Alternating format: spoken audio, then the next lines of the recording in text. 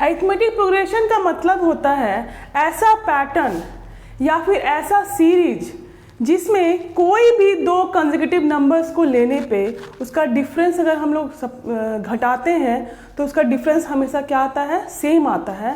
वैसे पैटर्न को, वैसे सीरीज को हम लोग बोलते हैं अरिथमेटिक प्रोग्रेशन। ओके, तो हम लोग अगर डिफाइन करना चाहते हैं कि अरिथमेटिक प्रोग्रेशन को कैसे डिफाइन करेंगे तो हम लोग बोल, फॉर एग्जाम्पल सपोज हम लोग लेते हैं कोई सीरीज या सीक्वेंस लेते हैं जिसमें कि 2, 4, 6, 8, 10, 12 इस तरह से जा रहा है अगर कोई नंबर्स का सीक्वेंस, और कोई भी दो कंसेक्यूटिव नंबर्स मतलब नेक्स्ट टू दैट नंबर को घटाते हैं, दैट मीन्स 4 - 2 करते हैं तो ये वैल्यू क्या आता है, 2 आता है। कोई भी दो सपोज करते हैं हम लोग 12 - 10 करते हैं तो क्या आता है, 10 आता है, सॉरी 2 आता है।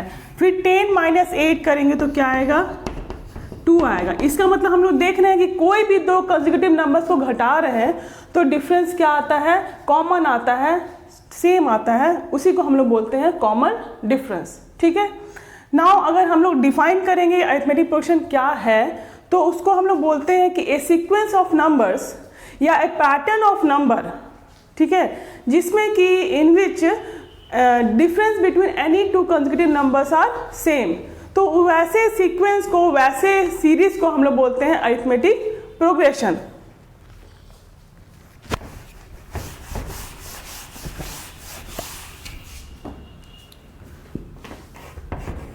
ए सीक्वेंस, अगर सीक्वेंस हम लोग लेना चाहते हैं तो हम लोग मान सकते हैं कि सीक्वेंस जो है वो A1 है, A2 है, A3 है, A4 है, dot dot dot dot dot sequence चला जा रहा है। कहने का मतलब सपोज हम लोग AN करते हैं, है ना, तो a sequence A1, A2, A3, A4 dot dot AN is said to be in arithmetic progression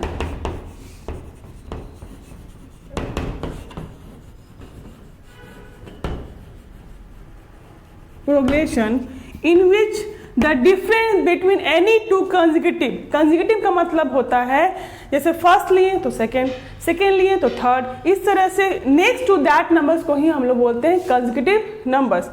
तो जिसमें कि difference between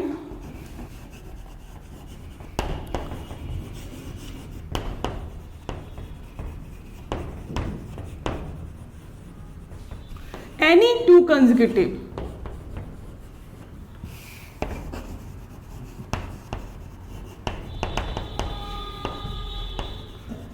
numbers are same. ठीक है, तो हम लोग ले सकते हैं यहाँ पे सपोज पहले करते हैं, हम लोग स्टार्ट करते हैं A2 में से, दैट मीन्स सेकेंड टर्म में से अगर हम लोग फर्स्ट टर्म घटाते हैं तो इसका वैल्यू आएगा D। ठीक है, उसी तरह से A3 में से अगर हम लोग A2 घटाते हैं तो उसका भी डिफरेंस सेम आएगा। उसी तरह से A4 में से अगर A3 घटाते हैं तो उसका भी डिफरेंस क्या आएगा, सेम आएगा।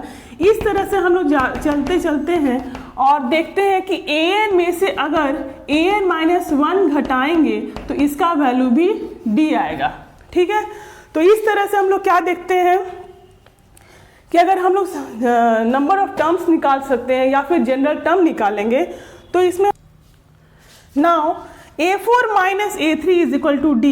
उसी तरह से हम लोग आगे बढ़ते रहते हैं तो लिख सकते हैं कि AN - 1 लिखने का मतलब ये है कि AN के पहले वो टर्म को बोलते हैं हम लोग AN - 1। ठीक है, तो AN में से AN - 1 घटाएंगे, कहने का मतलब उसके पहले वाला टर्म घटाएंगे तो उसका भी डिफरेंस क्या आएगा, सेम आएगा।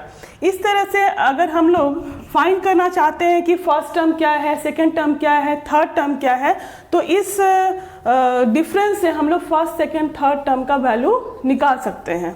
ठीक है, तो यहाँ से हम लोग देखते हैं कि अगर हम लोग लेट करते हैं कि A1 is equal to A, suppose A करते कंफर्टेबल के लिए, है ना, तो A2 का वैल्यू यहाँ पे क्या होगा, A2 - A1 is equal to D है, तो A2 - A is equal to D लिख सकते हैं। अब A2 का value that is second term का वैल्यू हो जाएगा A + D। ओके, तो इस तरह से हम लोग किए कि फर्स्ट टर्म अगर हम लोग ऐसा नहीं है कि हम लोग A1 नहीं ले सकते हैं, है ना, एक कॉमन नंबर रखने के लिए हम लोग a1 को मान लेते हैं a, इस तरह से a2 निकाले। अब हम लोग इस सेकेंड वाले इक्वेशन से a3 का वैल्यू निकाल सकते हैं। a3 माइनस a2 का वैल्यू अगर d है और हम लोग a2 के जगह ये जो हम लोग डिराइव किए हैं a प्लस डी अगर रख देते हैं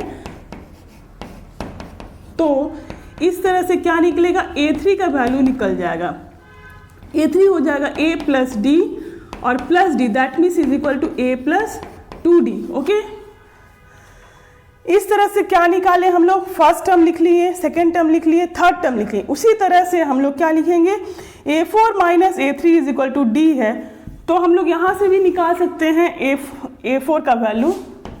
4 minus a3 is equal to d है, तो हम लोग बोल सकते हैं कि a3 का वैल्यू हम लोग निकाले हैं a प्लस 2d, तो a3 के जगह हम लोग लिख देंगे a प्लस 2d और इसको शिफ्ट कर देंगे a प्लस 2d को राइट साइड, तो हम लोग का निकल जाएगा a4 is equal to d plus a plus 2d। इस तरह से क्या निकला, a प्लस 3d हो गया, तो हम लोग बोल सकते हैं कि a4 का वैल्यू क्या आया, a प्लस 3d। अब देख सकते हैं डियर स्टूडेंट्स कि अगर a2 निकाल रहे हैं तो यहाँ पे एक कम आ रहा है, दैट मीन्स d आ रहा है, दैट मीन्स यहाँ पे 1 है, ठीक है। और अगर a3 लिख रहे हैं तो यहाँ पे 2 आ रहा है, और अगर यहाँ पे a4 लिख रहे हैं दैट मीन्स 4 टर्म लिख रहे हैं तो a प्लस 3d आ रहा है, एक कम आ रहा है, दैट मीन्स एक माइनस हो रहा है यहाँ पे। उसी तरह से अगर हम लोग nth टर्म लिखेंगे दैट मीन्स an का वैल्यू लिखेंगे तो उसमें भी एक कम आएगा, तो इस तरह से हम लोग an का वैल्यू भी निकाल सकते हैं।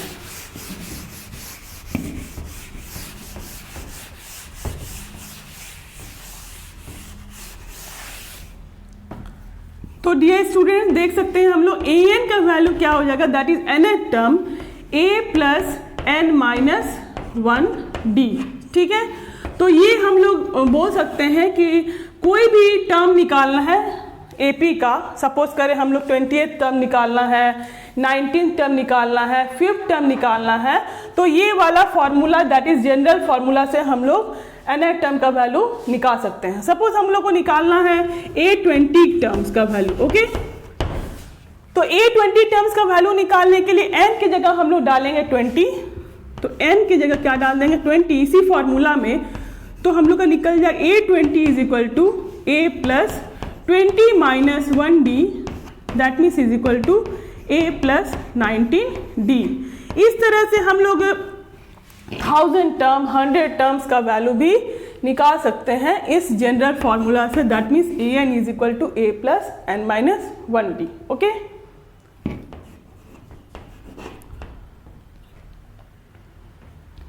This is my nth term of AP, तो nth टर्म ऑफ AP